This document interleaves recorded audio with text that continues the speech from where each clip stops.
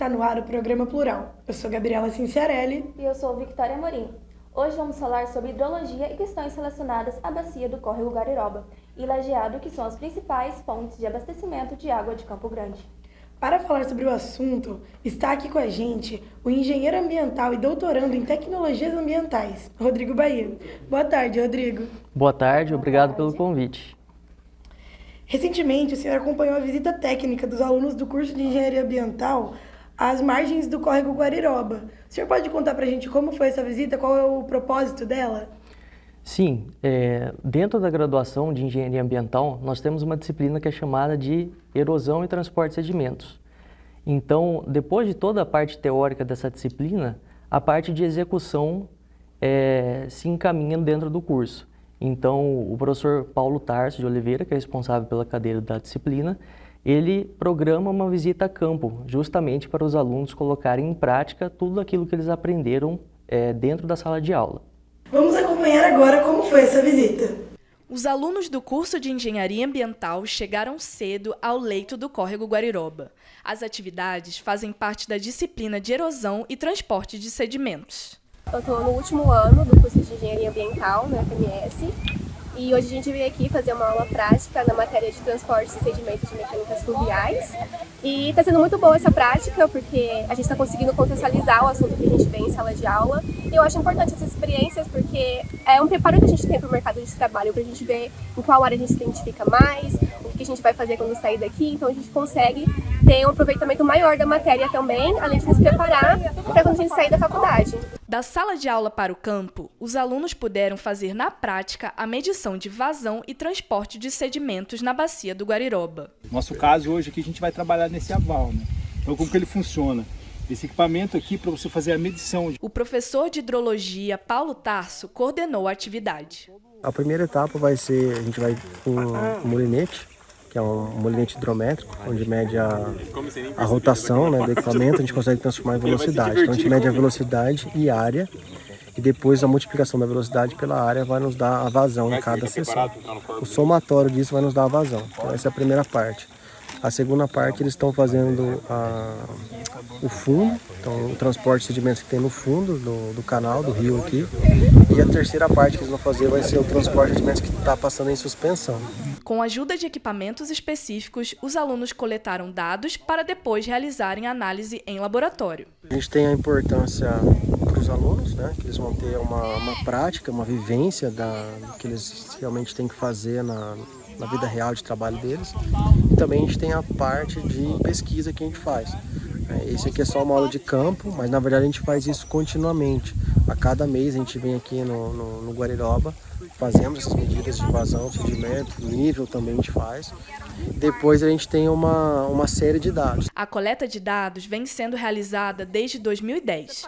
Essas informações irão para um banco de dados que serve para monitorar as condições do córrego Guariroba. Eles vão fazer todas as etapas de laboratório, de determinar a concentração desses sedimentos de suspensão que eles coletaram aqui, fazer a granometria do sedimento de fundo também, que é aprender, você saber qual o tipo de, o tamanho desses grãos que estão sendo transportados pelo rio, né? Então a gente consegue fechar essa aula na maneira teórica de sala de aula, na trabalho de campo e depois essa questão de laboratório. Um dos objetivos da pesquisa é compreender questões relacionadas ao assoreamento dos córregos. Quando você monitora todas essas questões, a quantidade que chove, a quantidade que infiltra, o quanto que está passando de água, o limite desses reservatórios, você vai conseguir fazer um planejamento, né, e gestão de recursos hídricos e ajudar na tomada de decisões. Então, coisas como acontece na área urbana mesmo, que é questões de enchente, que a gente tem em Campo Grande, tem locais assim que a gente tem muito problema onde tem os córregos que a água sobe de uma vez, então perda de dinheiro, perda de equipamento com essas enchentes, às vezes a pessoa perde a casa, perde tudo. Então quando você tem um conhecimento sobre isso aí, você pode com o monitoramento, né, você pode tomar estratégias para diminuir isso daí, minimizar de alguma maneira, né? Isso aí com obras hidráulicas ou não, mas sem o conhecimento prático desse de você monitorar, você não consegue estimar o que está sendo acontecendo, né? Muito bacana essa atividade, viu, Rodrigo? E qual é a frequência da coleta de dados? É muito boa essa pergunta porque ela tem várias respostas, né? E todas as respostas podem estar certas. Se a gente for pensar em pesquisas científicas, o que a gente desenvolve no laboratório são coletas mensais. Então, coletas de transporte e sedimento, quantitativas, qualitativas dentro do corpo de água do córrego Guariroba e seus afluentes. E, além disso, a parte toda laboratorial. Quando a gente pensa na graduação, especificamente nessa atividade que houve, que vocês acompanharam, é uma vez por ano apenas. Então, é apenas para o aluno ter um primeiro contato com aquela prática e, caso ele tenha interesse em progredir nela, ele vem ao laboratório e consegue se juntar a nós como parte da equipe que vai direto a campo. Muito interessante. E o senhor pode falar um pouco sobre as etapas do processo de medição que ocorrem, né, nessa pesquisa no córrego?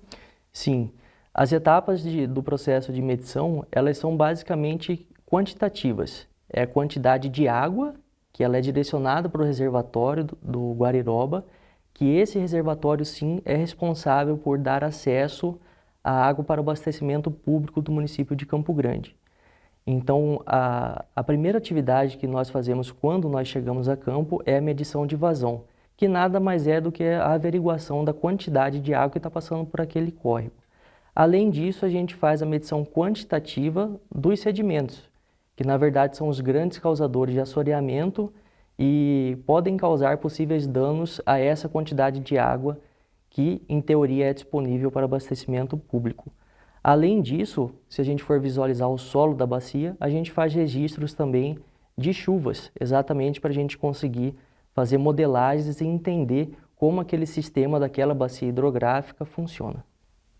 Entendi, muito legal, que é bastante coisa, né? E em relação a essas atividades, vocês já concluíram essas análises e tiveram resultados sobre isso? Vocês poderiam falar para a gente, se a resposta for sim?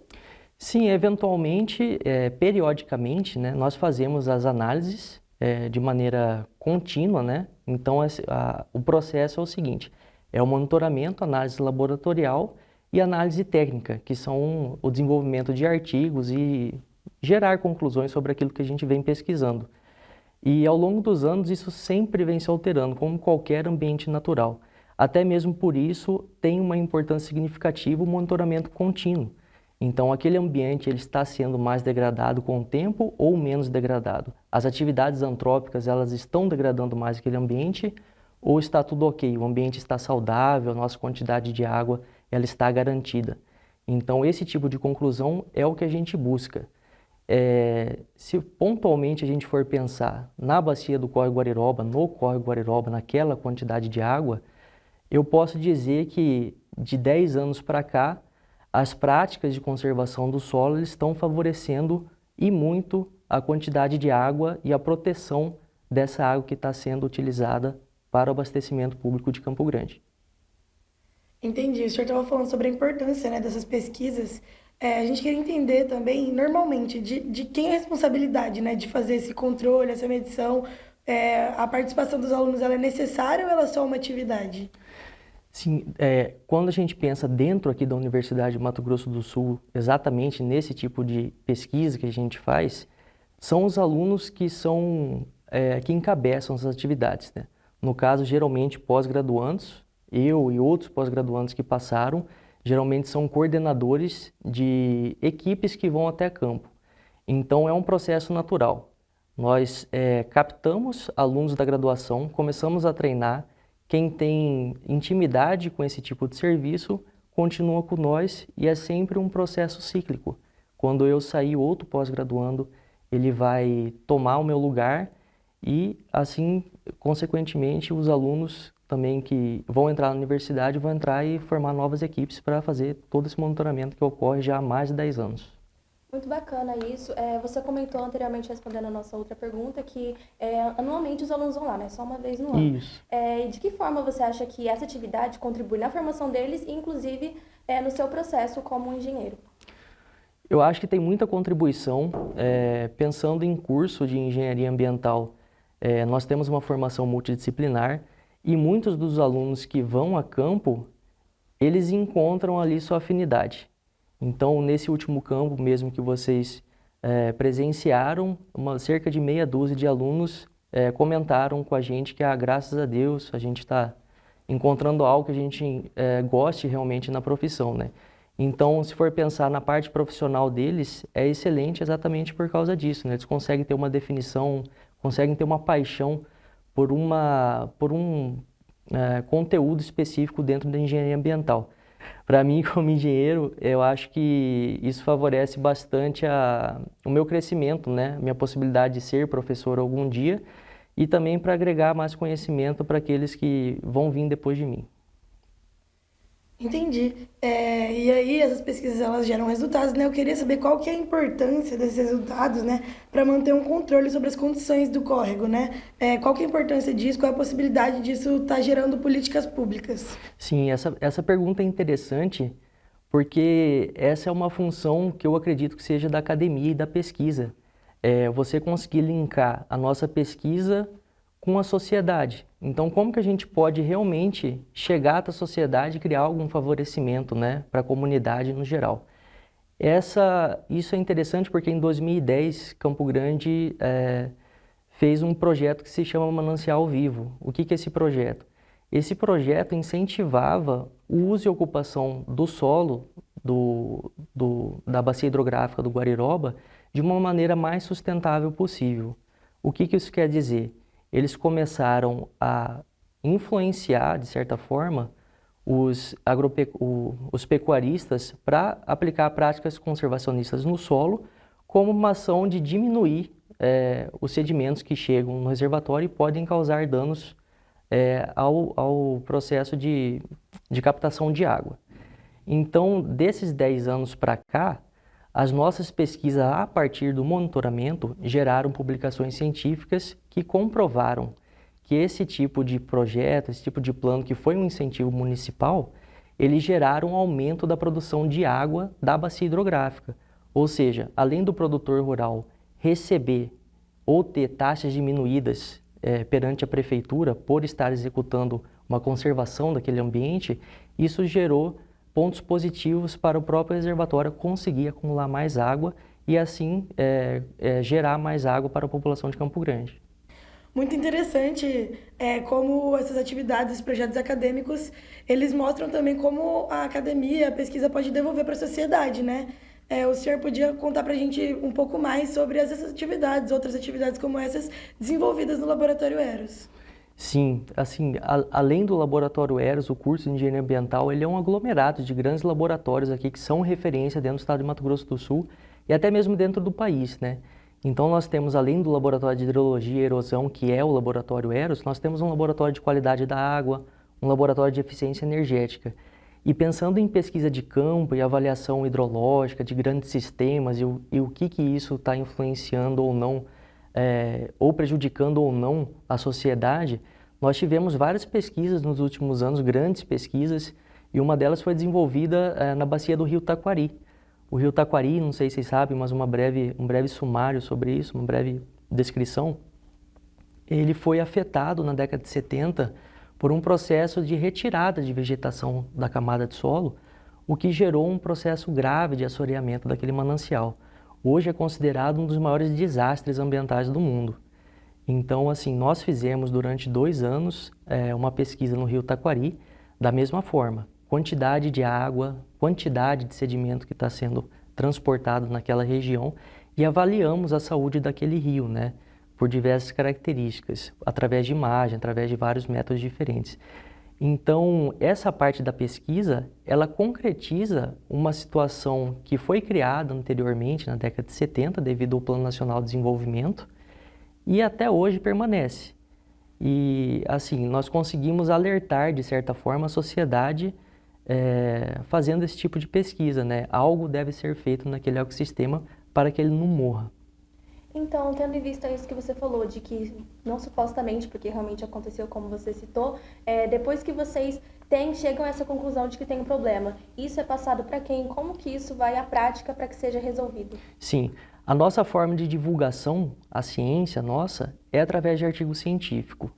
Nós, como pessoas, como cidadãos, como parte da população, a gente pode sim chegar a alguém do poder público e falar, olha, está acontecendo isso, está acontecendo de tal forma.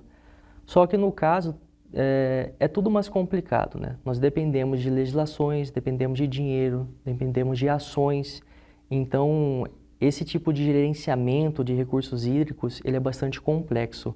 Na verdade, o que a gente faz é uma parcela, em teoria, fácil, né? Nós vamos lá, retiramos os dados e extraímos tudo que aqueles dados estão comunicando para a gente. Então, essa parte de gestão, ela é demorada, mas em determinado ponto, acredito eu, ela vai ser mais levada a sério, levada mais a sério. Entendi. Fica claro, né, a importância desse tipo de projeto para a sociedade, né, da universidade devolvendo para a sociedade. E eu queria saber, então, como que esses projetos eles chegam até a universidade? Qual que é o papel, né, da universidade em promover projetos como esse? Sim, o caminho que a gente encontra para conseguir desenvolver projetos dessa maneira, e principalmente dessa magnitude, como foi no Rio Taquari, na bacia do Rio Taquari, prestando atenção em editais, né? Realmente, uma das coisas que desfavorece essas análises, essas idas a campo, esse tipo de pesquisa, é o custo. É realmente um custo muito alto. Alguns equipamentos chegam a custar R$500 mil. Então, para a gente conseguir um projeto, conseguir um financiamento para captar recurso suficiente, para montar uma proposta de monitoramento ambiental de uma grande bacia, por exemplo, é difícil exatamente por causa disso. Além disso, tem a parte da equipe. Geralmente, os alunos de engenharia ambiental, eles correm um pouco do campo, né? Eles evitam um pouco exatamente porque é um trabalho que nem todo mundo gosta. Você tem que ter um certo perfil. Vocês acompanharam, vocês viram, vocês ficam no sol, tem que entrar no rio, tem que se molhar, às vezes tem que carregar peso. Por mais que tenha uma finalidade muito importante, muitos deles ainda não enxergam dessa forma. Compreendi. Você falou da questão dos custos, né? Obviamente a gente tem um dinheiro que é reservado justamente para essas coisas, mas existe algum patrocínio, algum tipo de valor que venha de fora para apoiar essas ações? Ou não existe? Bom, eu vou falar de fora da UFMS, tá?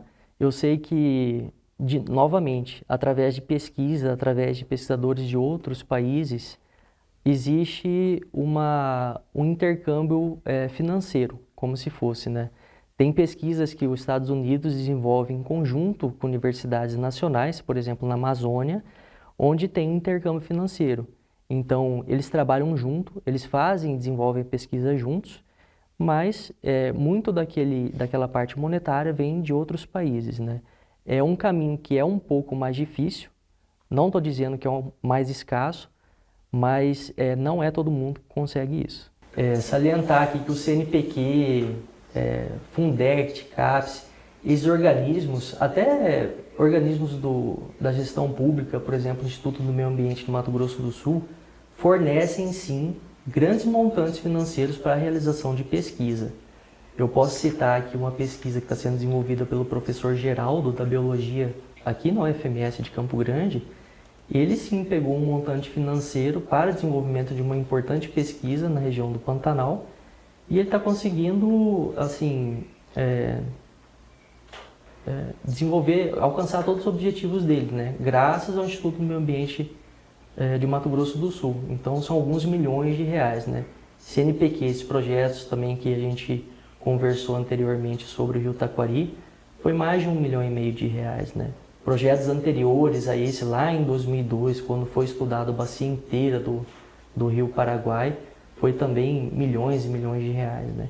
Então, evidentemente, não é um recurso que está disponível a todo momento, mas ele sim, eventualmente aparece, e quando aparece a gente sempre corre atrás para escrever bons projetos e continuar o desenvolvimento das nossas pesquisas.